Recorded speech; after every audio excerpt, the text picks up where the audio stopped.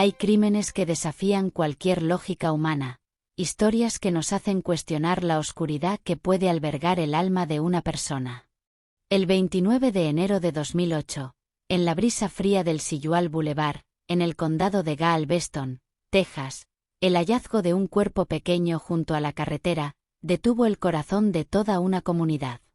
Se trataba de Aliaja, un bebé de apenas 3 meses de vida que no tuvo oportunidad de defenderse de la persona que más debía protegerla. Lo que empezó como una búsqueda desesperada, terminó con una confesión que helaría la sangre de los investigadores. Su propio padre, Travis James Mollis, no solo admitió el final de su hijo, sino que describió una serie de actos brutales que convirtieron este caso en uno de los más impactantes en la historia reciente de Texas.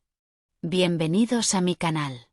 Hoy vamos a analizar la cronología de este terrible suceso, el perfil de un hombre que decidió renunciar a sus apelaciones para enfrentar la inyección letal, y el cierre de una herida que tardó 16 años en sellarse con la ejecución de Mollis en septiembre de 2024. Para entender cómo se llegó a ese trágico 29 de enero de 2008, es necesario retroceder en el tiempo y asomarse al pasado de Travis James Mollis. No para justificar lo injustificable, sino para comprender el historial de una mente que, desde muy temprano, estuvo rodeada de abandono, abusos y una profunda inestabilidad mental. La vida de Travis comenzó marcada por la pérdida. Nació en septiembre de 1986, y, con apenas 10 meses de edad, ya se había quedado solo. Su padre abandonó a la familia poco después de su nacimiento y su madre falleció poco después. Sin padres biológicos, Travis terminó bajo la tutela de sus tíos, Gary y Ian Mollis, quienes lo adoptaron y se lo llevaron a vivir a Abingdon, Maryland. Pero lo que debía ser un hogar seguro, se convirtió en un infierno. Durante 3 años, desde que Travis tenía solo 3 hasta que cumplió los 6, su padre adoptivo, Gary, abusó sexualmente de él. Aunque Gary finalmente fue procesado y encarcelado por estos crímenes, el daño en la estructura emocional de Travis ya era profundo, y para muchos, irreversible. A partir de los 4 años, Travis se convirtió en un paciente recurrente de instituciones psiquiátricas. Su diagnóstico no era simple. Presentaba conductas suicidas, impulsos homicidas y una desconexión preocupante con la realidad. Según informes posteriores, Travis afirmaba escuchar voces y aseguraba que, cada vez que agredía a alguien, los recuerdos de sus propios abusos volvían a su mente como un eco constante.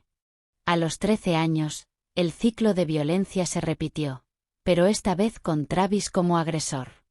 Fue arrestado por abusar de su primo de 8 años, lo que lo llevó a pasar 4 años en la escuela Jefferson de Maryland, un centro especializado para jóvenes con trastornos emocionales graves.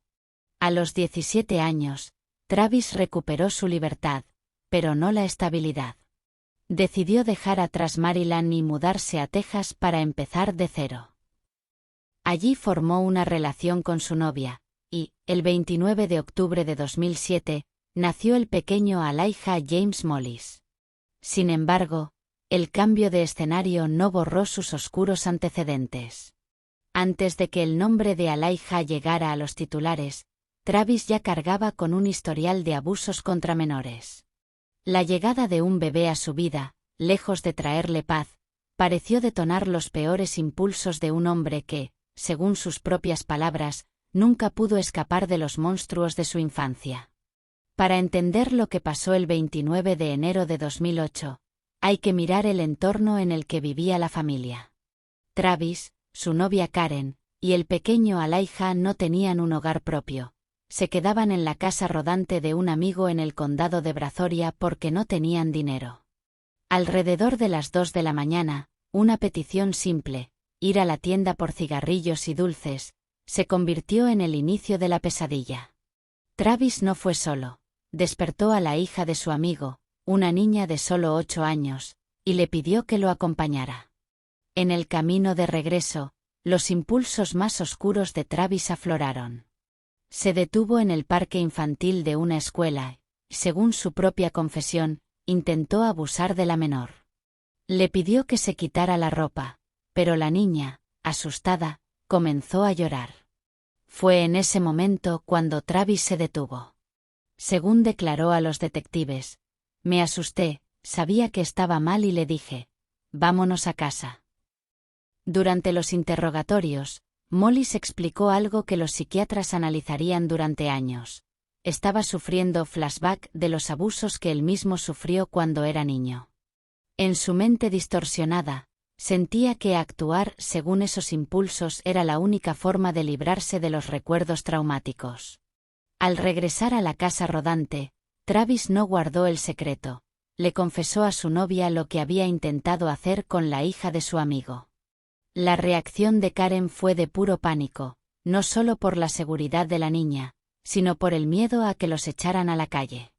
Travis, consciente de que estaba perdiendo el control, le dijo que necesitaba ayuda urgente antes de recaer, y que debía irse un tiempo para pensar qué hacer. Es en este punto donde ocurre uno de los detalles más trágicos del caso. Temiendo que Travis no regresara y los dejara desamparados, su novia le pidió que se llevara al bebé. Elijah, de 3 meses, sería el seguro de que su padre volvería a casa. Travis aceptó y condujo desde el condado de Brazoria hasta una zona aislada en el extremo este de Galveston. Mientras el auto avanzaba en la oscuridad, Elijah dormía en el asiento trasero, ajeno a la tormenta mental que atravesaba su padre.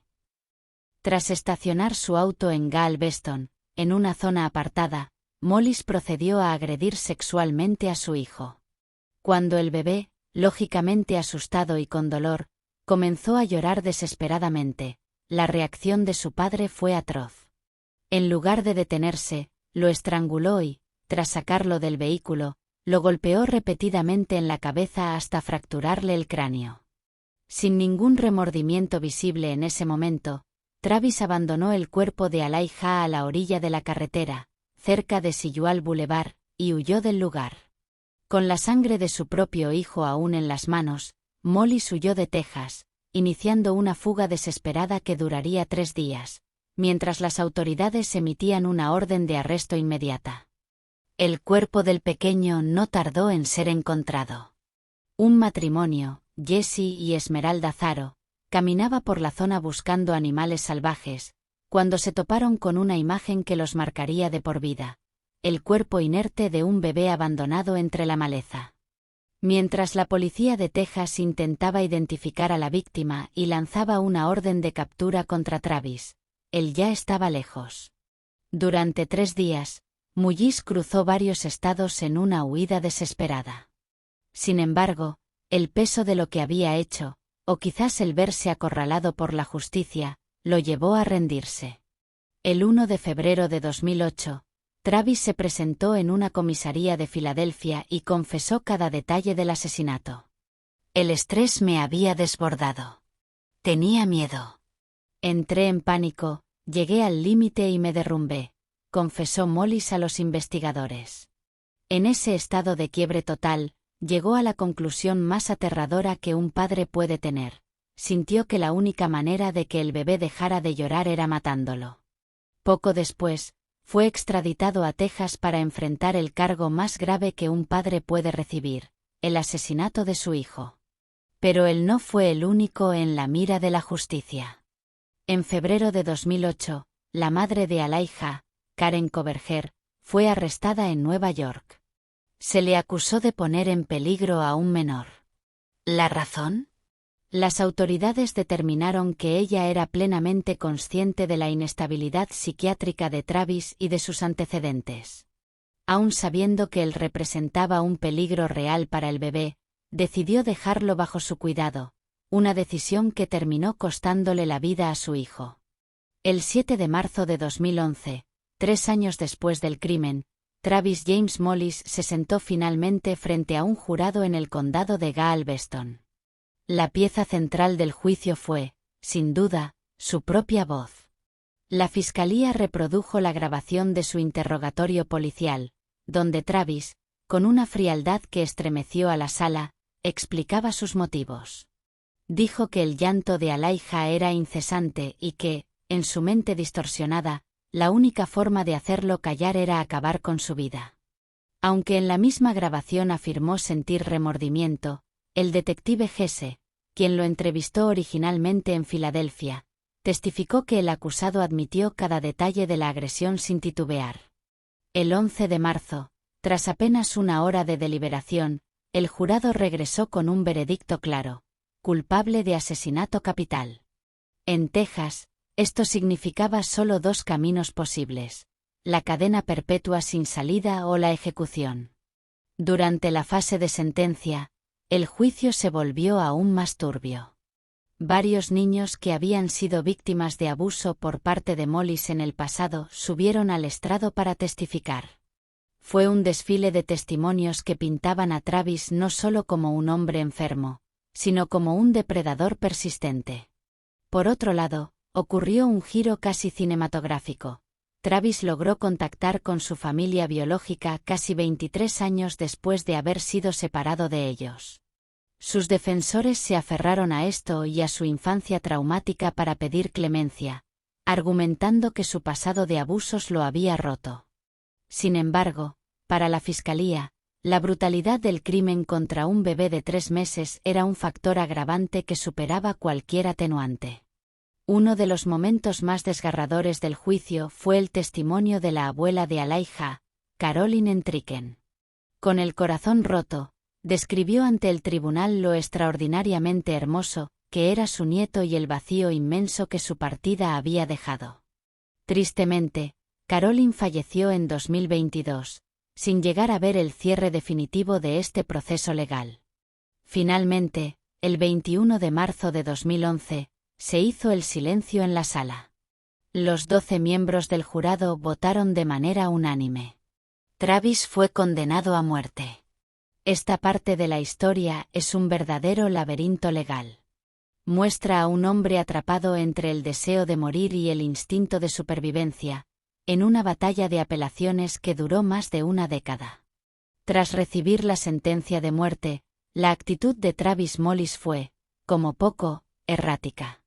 Dudó durante meses, y luego años, sobre si seguir adelante con sus apelaciones.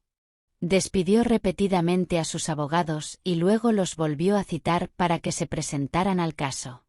En un principio, sorprendió a todos al declarar que no quería luchar por su vida, quería que la sentencia se cumpliera lo antes posible. El 25 de abril de 2012, el Tribunal de Apelaciones Penales de Texas tomó una decisión histórica al aceptar que Mollis renunciara a su derecho de apelación. Era la primera vez que él expresaba formalmente su intención de dejarse ir, pero el camino hacia la ejecución no sería tan directo. Un cambio de opinión y la batalla federal. Como suele ocurrir en el corredor de la muerte, la sombra de la ejecución hizo que Travis cambiara de opinión. En julio de 2013, intentó dar marcha atrás y apeló ante los tribunales federales, ya que los plazos en el estado de Texas habían expirado. Sus nuevos abogados jugaron una carta desesperada. Argumentaron que la condena era inconstitucional. ¿Su base? Que el abogado defensor original de Travis había sido ineficaz y que se habían violado sus derechos fundamentales. Sin embargo, la justicia federal no dio su brazo a torcer y confirmó que la pena de muerte seguía en pie.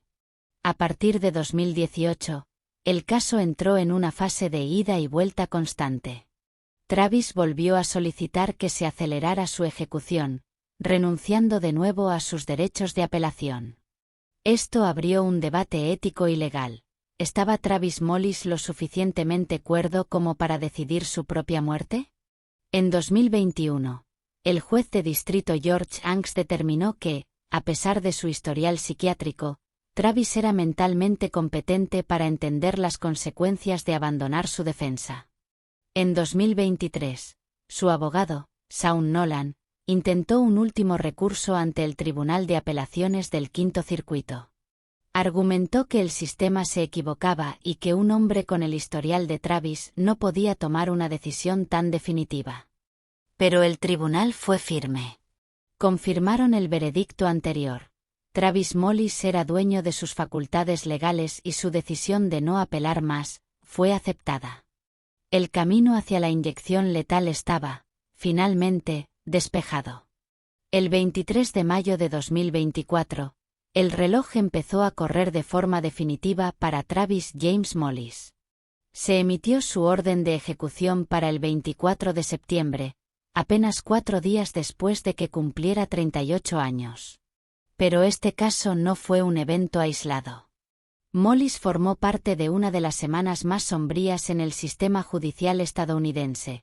Entre el 20 y el 26 de septiembre de 2024, 5 hombres fueron ejecutados en 5 estados diferentes. Junto a él, nombres como Freddie Eugene Owens, Marcellus Williams, quien murió el mismo día que Travis defendiendo su inocencia, Alan Eugene Maile y Emmanuel Littlejohn, cerraron sus expedientes para siempre. A diferencia de otros, Travis no luchó. En sus últimos meses, no pidió clemencia ni intentó detener el proceso. Su postura fue tajante: fue mi decisión la que me puso aquí. El 24 de septiembre de 2024, a las 6 de la tarde, Travis fue llevado a la cámara de ejecución en la unidad de Huntsville, Texas. Antes de recibir la dosis letal de pentobarbital, tuvo la oportunidad de decir sus últimas palabras. Lamento la decisión de quitarle la vida a mi hijo. Pido disculpas a la madre de mi hijo y a la familia de la víctima. No tengo mala voluntad hacia el tribunal, el sistema judicial, la fiscalía ni el protocolo de ejecución. La moralidad de la ejecución es algo que usted y Dios deben decidir. Fue mi decisión la que me trajo aquí. Estoy listo, director, dijo Mollis. Sorprendentemente, agradeció al personal penitenciario por permitir procesos de rehabilitación incluso para los condenados a muerte. Se disculpó con la madre de Elijah y con su familia, diciendo que lamentaba la muerte de su hijo, pero dejó algo muy claro: no se arrepentía de haber renunciado a sus apelaciones. Aceptaba la muerte como el destino que él mismo había labrado. A las 7:01 de la tarde, fue declarado muerto. Tras su ejecución, las reacciones mostraron las dos caras de esta moneda tan dolorosa. La defensa. Su abogado, Sean Nolan, sostuvo hasta el final que Texas había ejecutado a un hombre redimido. Argumentó que Travis nunca tuvo una oportunidad real en la vida tras ser abandonado y abusado desde los 3 años, pero que, en sus 15 años en prisión, había logrado encontrar la paz. La justicia. Para la fiscalía de Galveston, no hubo duda. El fiscal Jack Rowdy y su adjunta Cale Allen recordaron que hay actos que violan de tal forma las normas de la civilización, que la única respuesta posible es la pena máxima. Elijah, recordaron, habría cumplido 17 años el mes siguiente. La historia de Travis James Mollis nos deja con una pregunta incómoda. ¿Es posible la redención para alguien que cometió un acto tan atroz contra su propio hijo? Para el sistema judicial de Texas, la respuesta fue el cumplimiento de un veredicto que tardó 13 años en ejecutarse. Para la familia de Elijah, quizás sea el inicio de un cierre que nunca llegará a ser completo.